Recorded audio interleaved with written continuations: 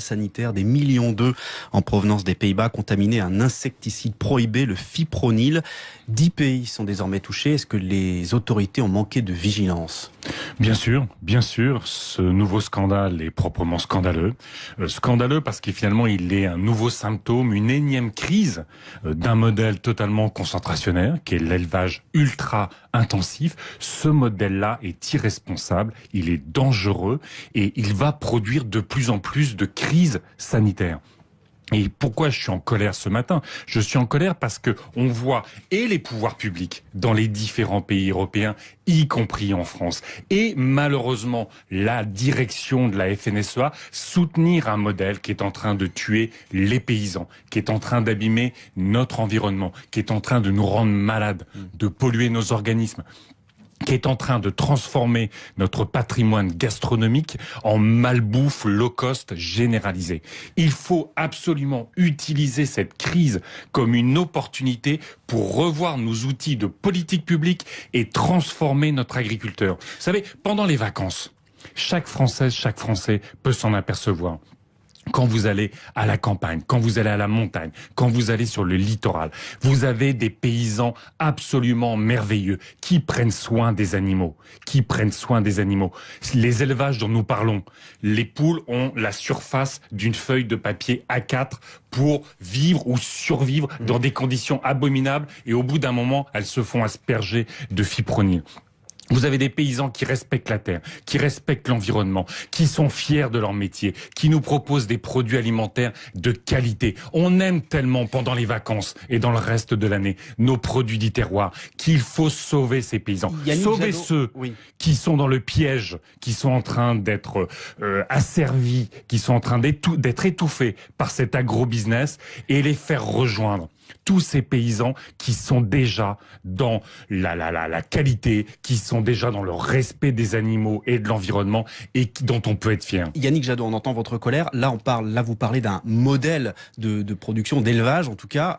Moi, je vous parlais plutôt d'un problème de transmission d'informations entre pays européens. Mais vous avez raison, on manque d'Europe. L'Europe a interdit le fipronil, mais vous avez bien vu que c'est et l'agence de sécurité néerlandaise et l'agence de sécurité belge qui n'ont pas transmis aux autorités européennes l'alerte. Donc là, on est en insuffisance d'Europe en matière de protection de notre santé. Donc il faut, comme on l'a vu sur le diesel, comme on le voit sur beaucoup de sujets, à partir du moment où les marchandises circulent librement dans l'Union européenne, il faut des agences européennes qui soient fortes et qui soient à l'abri des lobbies nationaux. Si l'agence néerlandaise n'a pas alerté, si l'agence belge n'a pas alerté, c'est parce que dans ces pays sont en train de se développer des élevages ultra intensifs. On voit les conditions brutales, violentes, absolument abjectes d'élevage des animaux. On voit que ces élevages nous pourrissent les organismes, abîment l'environnement. Encore une fois, je lance un appel à vos auditrices, à vos auditeurs. Non, on est minoritaire, oui, parce que une minorité a pris le pouvoir sous perfusion d'argent public. Chaque Française et chaque Français donne 120 € par an à l'agriculture. Nous sommes en capacité d'exiger que cet argent soit utilisé pour sauver nos paysans et non pas pour soutenir l'agro-business qui, encore une fois, est en train de pourrir notre agriculture comme pourrir notre environnement. Et moi, je lance un appel à vos auditrices, à vos auditeurs. C'est nous aussi, chacun, dans nos actes d'achat, qui pouvons sauver les paysans. Quand on est notamment en vacances, pour ceux qui ont la chance d'être en vacances, on a un peu plus de temps pour choisir les produits issus de l'agriculture locale, les produits issus de l'agriculture paysanne. Bannissons totalement les œufs numéro 3, qui sont ces œufs d'élevage en batterie, parce que ce sera toujours pourri, parce qu'il y aura des scandales sanitaires à répétition. Pourquoi on a été obligé, nous, en France, d'importer des œufs alors qu'on en a suffisamment ? Mais vous avez raison, parce qu'on n'achète pas localement. Parce que pour 1 ou 2 centimes, certaines boîtes préfèrent acheter aux Pays-Bas plutôt qu'en France. Mais on fait la même chose sur le poulet. On exporte à l'international des poulets de batterie dégueulasses et nous importons 4 poulets sur 10 que nous mangeons de qualité en France. Nous les importons. Utilisons les 9 milliards d'euros de la PAC que nous avons tous les ans pour sauver nos agriculteurs. Quand on se balade partout dans nos campagnes, on est heureux de voir des vaches qui sont à l'herbe. On est heureux de voir des poulets ou des poules ou des cochons qui sont à l'extérieur. Eh ben, c'est notre choix de soutenir cette agriculture-là par notre consommation, et le gouvernement doit arrêter d'être complice de la direction de la FNSEA et de l'agrobusiness qui sont en train de tuer l'agriculture française. Le message est bien passé, je pense. Yannick Jadot, merci. 2 jours après l'attaque contre des militaires à Levallois, de nombreuses voix s'élèvent pour réclamer la fin de l'opération Sentinelle, qui serait pour certains trop coûteuse et inutile. Quel est votre avis là-dessus ? C'est très difficile. À chaque attentat, il y a une demande de sécurité supplémentaire des Françaises et des Français, c'est normal. La réponse, c'est souvent de rendre les dispositifs de sécurité plus visibles, d'où notamment l'opération Sentinelle. On ne peut pas dire que s'il n'y avait pas l'opération Sentinelle, il n'y aurait pas les attentats.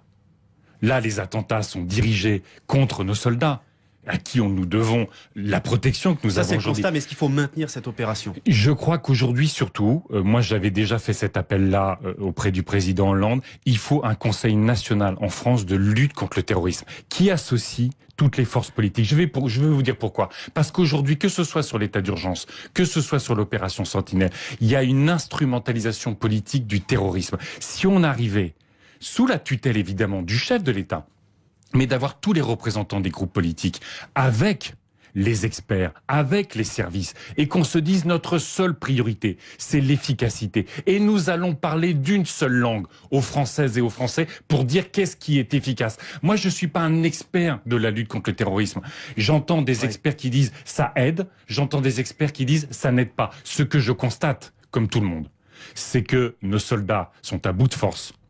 Ils sont exaspérés, ils sont maltraités, y compris par nos autorités quand on réduit le budget de l'armée et que nos soldats vivent dans des conditions exécrables un peu partout, quand nos policiers sont maltraités, quand nos magistrats sont maltraités. Vous renvoyez un conseil à plus tard, mais vous ne dites pas aujourd'hui il faut arrêter cette opération ou la continuer. Mais je ne suis pas expert de lutte contre le terrorisme. Si les experts rassemblés de lutte contre le terrorisme disent ça permet une protection supplémentaire des Français et que oui ça coûte, mais ça coûte de protéger, à ce moment-là il faut la maintenir. Si effectivement nos soldats sont épuisés et qu'ils sont simplement des cibles des terroristes, à ce moment-là, il faut arrêter. Yannick Jadot, vous étiez candidat pour les Verts à l'élection présidentielle avant de rallier Benoît Hamon. La campagne du candidat socialiste a été la plus coûteuse derrière celle d'Emmanuel Macron, un peu plus de 15 millions d'euros, tout ça pour faire 6%, un seul tour. Est-ce que ce chiffre publié au journal officiel vous étonne ? Non, parce que quand vous faites une campagne, vous faites une campagne pour gagner. Benoît Hamon, quand il est sorti de la primaire socialiste, était à 18%. Il a construit une campagne très courte, puisque la primaire a été très tardive, pour gagner. Donc, pour moi, ça me paraît pas, pas choquant. Il n'y a pas eu de gabegie. Écoutez, moi, j'ai pas été associé j'étais associé à la campagne dans sa dimension politique. Mais c'est pas du tout moi qui gérais les comptes de campagne. Donc, qu'il y ait des meetings qui soient resserrés à la fin de campagne quand vous commencez aussi tard une campagne, ça me paraît pas aberrant. Certains demandent des comptes. Écoutez, Julien Drey, c'était le socialiste Julien Drey, c'était hier sur LCI. Il y a un audit à faire, il y a une explication à donner, puis après chacun se fera son idée. Mais pour l'instant, évidemment, on a du mal à se faire une idée. On trouve que c'est beaucoup de sous pour un résultat très modeste. Il a raison, Julien Drey, il faut un audit.